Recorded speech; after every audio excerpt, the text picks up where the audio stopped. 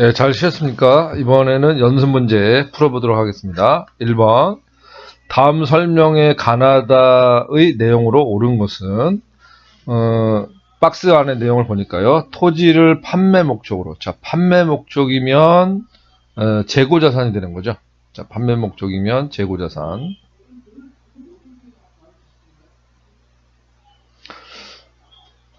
판매 목적을 취득하면 재고자산으로 토지를 투기 목적. 자, 투기 목적으로는 뭘로 분류되죠? 예, 투자자산으로 분류가 되겠네요.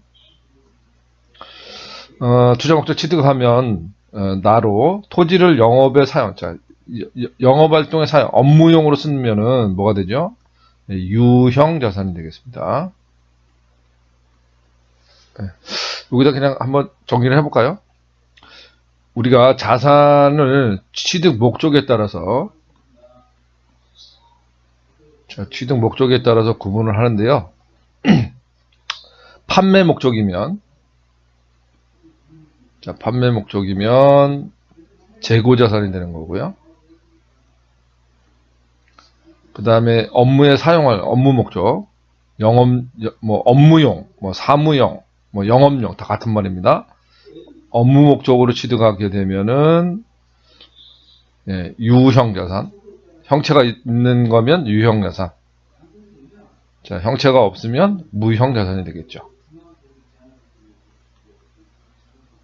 자, 그 다음에 어떤 장기 이윤을 얻을 목적, 그런 경우, 그러니까 비업무용이죠. 그러니까 사업에 쓰지 않고 판매 목적도 아니고 사업에 쓰지도 않으면 예,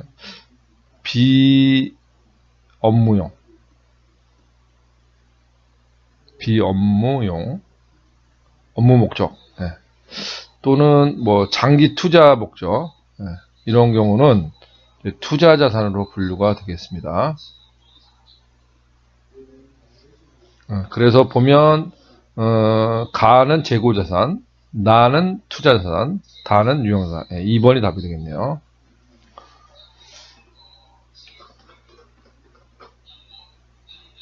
자, 2번. 다음 중 유형자산에 대한 설명으로 틀린 걸 찾으랍니다. 틀린 거.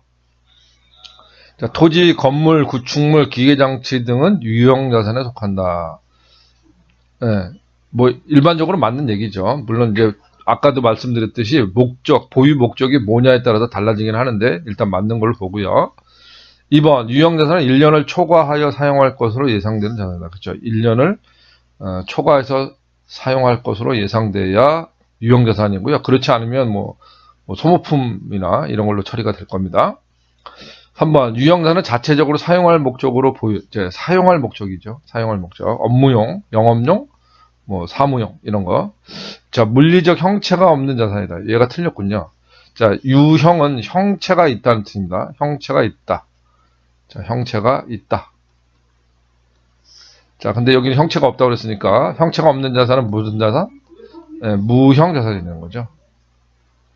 답이 3번이 틀렸습니다. 3번, 유형자산 감가상각 방법에는 정액법, 정률법, 연수학계법, 상산량 비례법, 네, 이런 것들이 있습니다. 이미 공부했죠? 자, 다음 문제 가겠습니다. 자, 3번. 다음과 같은 비유동자산들의 특징을 틀리게 설명한 것은, 자, 비유동자산에는 뭐가 있습니까? 비유동자산이 유동자산이 아닌 걸 얘기하는 거죠. 거기는 투자자산, 장기 이윤을 얻을 목적으로 투자된 거죠. 또는 업무에 쓰는 거, 유형자산, 형체가 있으면 유형자산, 형체가 없으면 무형자산. 자, 얘네 공통점은 업무에 쓴다는 거죠. 업무용이라는 거죠. 또 사무용 또는 영업용 같은 말입니다. 그 다음에 기타의 비유동자산도 있습니다. 비유동자산. 이렇게 네 가지로 구분이 됩니다. 자, 1번 보고 기간 종료일부터 1년 이상 장기간 사용 가능한 자산이다. 그렇죠. 비유동자산은 유동자산이 아니니까 1년 이상이라는 전제가 되어야 되겠죠. 그 다음에 판매 목적이다. 판매 목적이면 뭐가 되는 거예요? 재고자산이 되는 거죠. 네, 얘가 틀렸습니다. 그다음에 물리적 형태가 있는 자산. 물리적 형태가 있는 것도 있고 물리적 형태가 없는 것도 있죠. 무형자산 같은 경우는 뭐 형태가 없는 경우도 있고요. 네 번째, 타인에 대한 임대 또는 자체적으로 사용할 목적으로 목적의 자산이다. 그래서 1번, 3번, 4번은 다 맞는 얘기고요. 2번은 확실히 틀린 거죠. 판매 목적이면 재고자산입니다. 답은 2번으로 하시면 맞겠습니다. 자, 4번 갑니다. 소유기간이 1년 이상인 자산 중 영업활동에 활용할 목적으로 보유하는 형태가 있는 자산에 해당되는 것으로 묶인 것. 자, 1년 이상이고요. 영업활동에 사용한대요. 그러면 유형자산으로 분류가 되겠죠. 찾아보면요. 상품 운반용 트럭이죠. 자, 그럼 이건 영업할 때 쓰는 거니까 유형자산이 되겠네요. 판매용. 자, 판매용은 뭐가 되는 거죠? 재고자산이 되니까 나는 답이 될 수 없고요. 투자 목적이면 투자자산이 되는 거죠. 요거는 재고자산. 앞에만 쓸게요. 재고자산. 요거는 투자자산. 그 다음에 사무실용. 자, 업무에 쓰는 거죠. 사무실용. 그러면 얘도 유형자산에 포함이 되겠네요. 그러면 유형자산에 해당하는 건 가하고 라가 되겠습니다. 2번이 답이겠습니다. 5번. 유형자산의 취득 또는 완성 후에 지출이 유형자산으로 인식되기 위한 조건을 충족한 자본적 지출로 처리해야 하는 경우.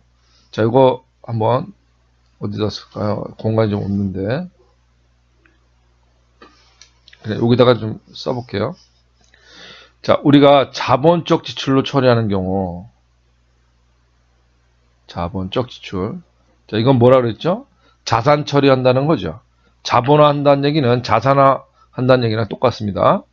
자, 여기에는 판단 근거가 뭐 있습니까? 첫 번째가 자산 가치의 증가. 자산 가치가 증가하면 자산 처리된다는 거예요. 비용 처리하면 안 되고요. 두 번째가 능률의 향상을 가져오면, 자, 능률의 향상. 자산 처리된다는 거죠. 그 다음에 세 번째가 내용연수의 연장. 그러니까 내용연수가 늘어나도 자산 처리된다는 겁니다. 반대로 우리가 수익적 지출로 처리하는 경우, 수익적 지출로 처리한다는 얘기는 비용 처리하라는 얘기라고 그랬죠. 자, 비용 처리하는 경우는 두 가지를 보시면 되는데, 능률이 유지되는 경우, 기존 능률을 그냥 유지한다. 그 정도에 그친다면 비용 처리하는 얘기고요. 두 번째가 원상 회복.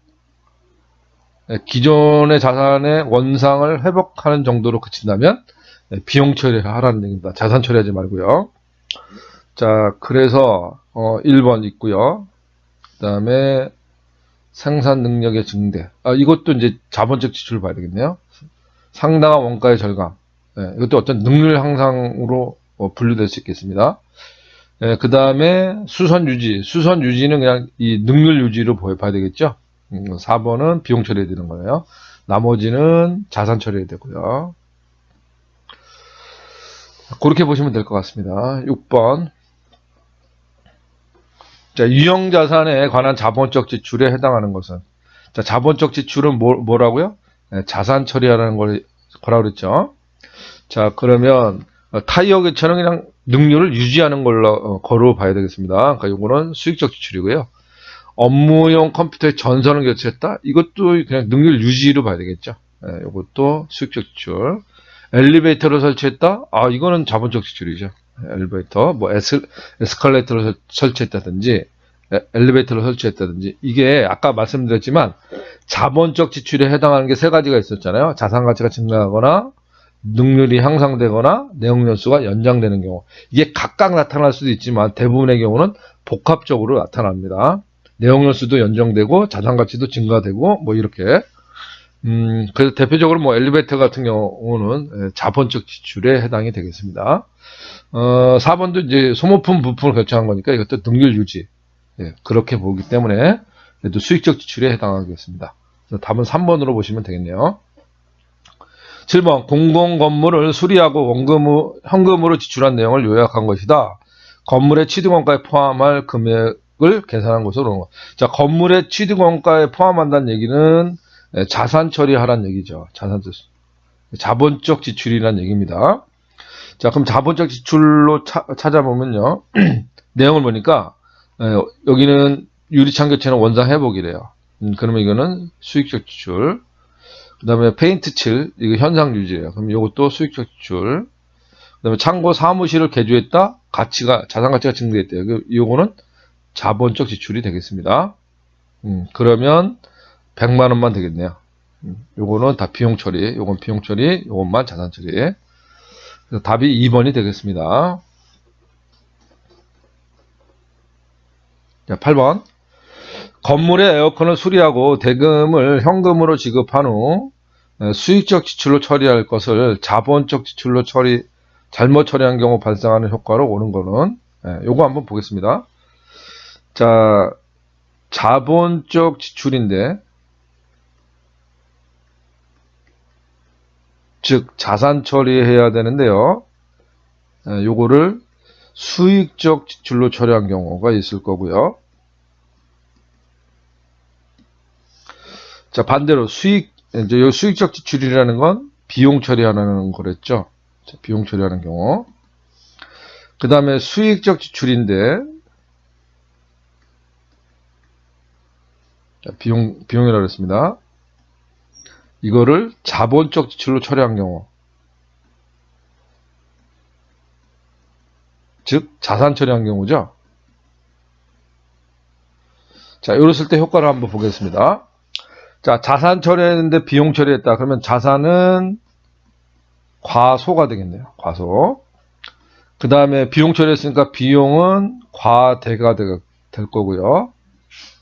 자, 비용이 커지면 이익은 어떻게 돼요? 줄어들겠죠? 자, 이익은 줄어들 겁니다. 이익이 줄어들면 결국은 당기순이익이 자본으로 가는 거니까 이익이 줄어들면 자본도 줄어들겠죠? 줄어들 겁니다. 자, 그러면 여기도 한번 볼까요? 반대가 되겠죠. 자, 비용 처리해야 되는데 자산 처리했다. 그러면 자산은 커질 거고요. 과대. 자산은 과대. 자, 비용은 줄어들겠죠. 비용은 과소. 자, 비용이 줄어드니까 이익은 커지겠네요. 그럼 이익은 과대. 자, 이익이 커지니까 자본도 커지겠네요. 과대. 자, 요렇게 영향을 미칩니다. 자, 그러면 이 사례는요, 수익적 비용 처리해야 될 걸 자산 처리했으니까, 요 두 번째 경우가 되겠습니다.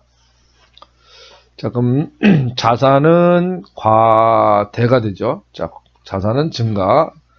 자, 자산은 증가, 비용은 과소. 4번이 되겠네요. 자, 자산은 크게 보고 되고, 비용은 감소한다. 네, 4번으로 하시면 되겠습니다. 자, 9번 가죠. 자, 다음은 유형자산의 감가상각 방법을 나타낸 것이다. A, B에 해당하는 것은.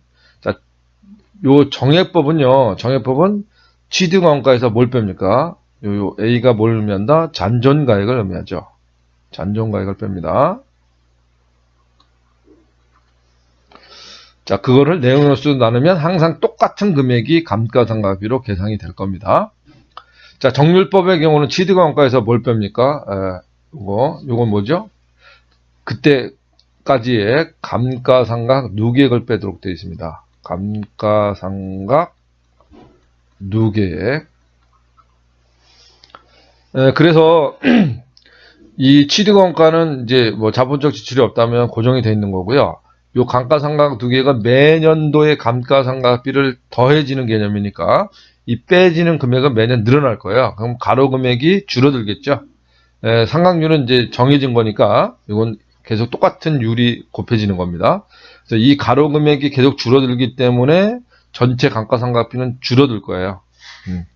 얘는 일정하죠. 그래서 정액법이라고 하는 거고요. 얘는 매년도 감가상각비가 일정하고 정률법은 줄어든다. 그런 것도 좀 알고 계시면 좋을 것 같아요. 답은 뭐 쉽게 1번으로 찾을 수 있습니다. 자, 10번 가죠. 다음은 사용하던 업무용 차량의 처분과 관련된 자료이다. 가장 거리가 먼 것은. 자, 취득가액이 2,500이고요. 감가상각 누계액이 1,400입니다. 그러면 요렇게 요걸 빼면은 요게 장부가액이 되는 거죠. 취득가액에서 감가상각 누계액을 빼게 되면 그게 장부가액이 됐는데 그럼 얼마예요? 1,100이 되겠네요. 장부 금액은 1,100이다.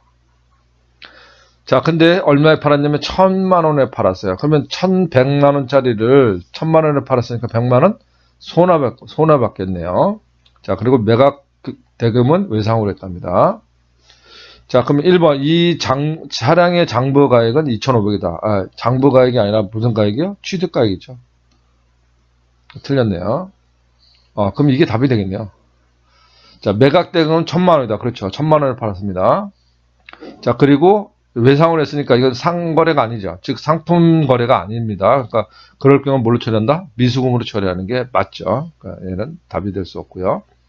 감가상각 누계액은 1,400이다. 예, 그렇죠. 여기 보시면 나와 있죠. 1,400만 원은 이전에 비용 처리됐다. 우리가 결산 시에 분기해 보면 차변에 감가상각비 이렇게 하고 대변에는 감가상각 누계액 이렇게 하잖아요. 그래서 요거는 재무상태표로 가는 거고, 요거는 손익계산서 가잖아요. 그러니까 매년도 이제 비용 처리가 된 거죠. 그것도 맞는 얘기네요. 이 차량의 매각으로 100만 원의 처분 손실이 발생했다. 그렇죠. 지금 장부 금액은 1,100인데 1,000만 원에 팔았으니까 100만 원 손해보고 판 거죠. 네, 그걸 유형자산 처분 손실이라고 합니다. 그래서 다 2번, 3번은 4번은 맞는 얘기고 1번이 틀린 얘기네요. 네, 답은 1번입니다. 자, 11번 갈게요. 자, 다음은 차량 처분과 관련된 자료이다. 차량의 처분가액은 이걸 그냥 분개를 해보시면 금방 이해를 할 수 있습니다. 공간이 좀 애매한데. 자, 취득가액이 죄송합니다. 자, 취득가액이 3,500이고요. 감가상각 누계액은 2,100. 그럼 요거에서 얘를 빼면은 장부가액은 자, 장부가액은 얼마 되는 거죠? 1,400이 되네요. 1,400. 자, 근데 처분이익이 300이 됐대요. 그러면 여기다 그냥 이렇게 할게요. 자, 여기가 처분가액. 자, 처분가액이 얼마인지 모르겠어요. 자, 처분가액이 얼마인지 모르겠습니다. 이걸 구하라는 게 문제죠. 그럼 여기서 뭘 빼면요. 장부가액을 빼면은, 자, 장부금액보다 더 받았으면 처분이익이 생길 거고요. 장부가액보다 덜 받았으면 처분 손실이 생기겠죠. 그럼 여기는 얘를 빼면은, 처분가액에서 장부가액을 빼면은, 이게 처분 손익이 나올 겁니다. 처분이익이나 처분 손실이 나오겠죠. 자, 그러면 장부금액이 1,400이라는 건 요걸 통해서 구했습니다. 그럼 얘가 1,400이라는 거예요. 자, 근데 결론이 처분이익이 300이 났대요. 그럼 얘가 300이었다는 거죠. 그럼 얼마에 팔아야? 1,700에 팔아야 300만 원의 처분이익이 생기는 거잖아요. 그러니까 처분 금액은 1,700이었구나 라는 걸 알 수 있겠죠. 그래서 답은 3번입니다. 분개는 그냥 생략하도록 하겠습니다. 자, 12번 가겠습니다. 자, 당해년도에 1월 1일 날 공간을 좀 확보하기 위해서 위도 좀 올려볼게요. 자, 당해년도 1월 1일에 취득원가가 500이에요. 취득원가 500, 잔존가치는 50, 내용연수 5년, 유형자산을 취득한 경우 연간 감가상각비는 얼마인가 이렇게 됐습니다. 지금 정액법을 알아요. 정액법은요. 다들 아시겠지만 자, 취득가액에서 뭘 빼는 거죠? 잔존가액을 빼는 거죠. 이거를 내용연수로 나누면 되는 겁니다. 자, 그러면 여기다가 대입을 해보겠습니다. 취득가액은 500이었대요. 500. 자, 잔존가치는 50이었죠. 50.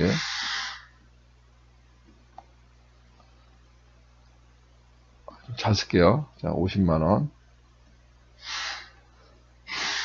그럼 450이겠네요. 그리고 내용연수가 5년이래요. 5년. 그럼 5, 9, 45, 90만 원 되겠네요. 여기가 90만 원.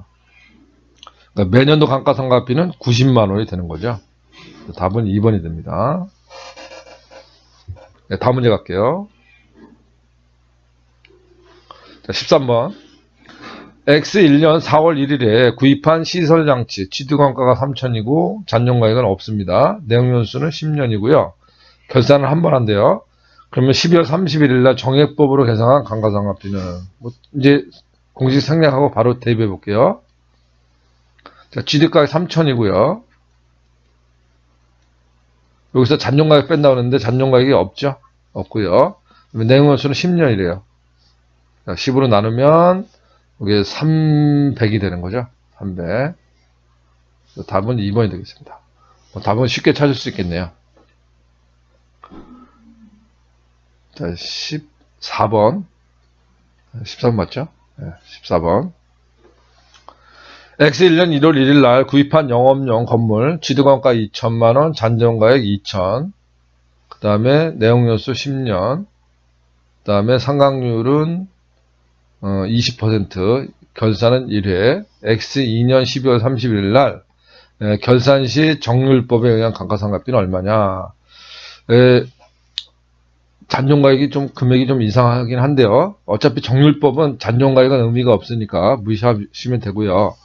자, 정률법은 어떻게 하는 거냐면 정률법은 취득가액에서 잔존가액을 빼는 게 아니라 우리가 정액법은 잔존가액을 빼는데 정률법은 잔존가액을 빼는 게 아니라 감가상각 누계액을 뺀다고 그랬죠. 자, 감가상각 누계액을 뺀다. 여기다가 주어진 정률을 곱하면 그게 감가상각비가 되겠습니다. 근데 지금 우리가 언제 취득했냐면요. X1년도에 취득을 했습니다. X1년도. 그리고 지금 문제는 X2년도를 물어봤어요. 그러면 두 번 해야 되는 거죠. X1년하고 X2년 두 번을 해야 됩니다. 자, 그러면 여기다가 해볼게요. 자, 1차 년도는요. 취득가액이 지금 2천만 원이고 자, 지금 첫 해니까 감가상각을 한 적이 없죠. 그러니까 감가상각 누계액은 없습니다. 여기다 곱하기 정률이 20%, 뭐 20 해도 되고 0.2 해도 되고요.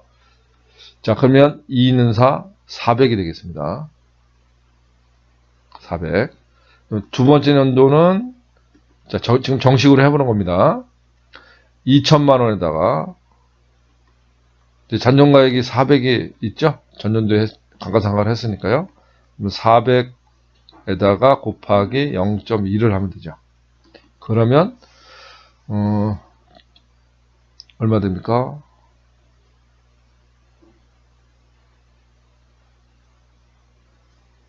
잠깐만요. 그 계산기 한번 써볼게요.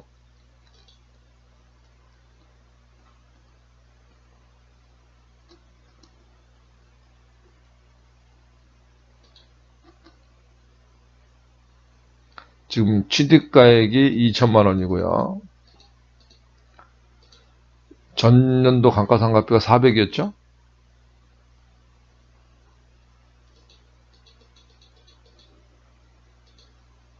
(1600이고) 여기다가 0.2 320 나오네요. 그러니까 320. 답은 3번으로 금방 찾을 수 있습니다. 근데 요거 조금만 더 설명을 드릴게요. 제가 빨리 푸는 방법 여기다 좀 써보겠습니다. 다시요. 첫 해는 취득가액이 2천이고요. 잔존가액, 감가상각, 첫 해는 무조건 감가상각비가 없는 거죠. 처음 하는 거니까 여기다가 20% 또는 0.2를 곱하면 얘가 400이 되는 거죠. 그리고 2차 연도는 2천만 원이고요. 여기서 이제 감가상각을 한번 했잖아요. 그럼 얘를 빼줘야 됩니다. 400 곱하기 0.2 하면은 이게 320이었어요. 자, 그런데 자, 요거를 빨리 구하는 방법은요. 이렇게 하는 겁니다. 무조건 첫 해는 감가상각 누계액이 없으니까요. 첫 해는 그냥 취득가액에다가 바로 정률을 곱하시면 돼요. 그러면 2는 4에서 400 구하시고, 그 다음부터는 요 금액에다가요. 요 구해진 감가상각비에다가 1 마이너스 정률이에요. 1 마이너스 정률. 자, 지금 얘가 정률이 0.2니까 1 마이너스 정률이면 0.8을 의미하죠. 그러면 4, 8에 32. 이걸 곱하면 320만원 바로 구할 수 있죠. 그럼 3차전들도 마찬가지예요. 자, 이렇게 구해도 되고요. 2천만원 빼기, 이제 두 번 했으니까 두 개 더하면 720이 되는 거죠. 720 곱하기 0.2. 이렇게 해도 되고요. 어떻게 하면 된다고 그랬어요? 요 금액에다가 0.8을 하시면 바로 구할 수 있어요. 그러면 한번 볼까요?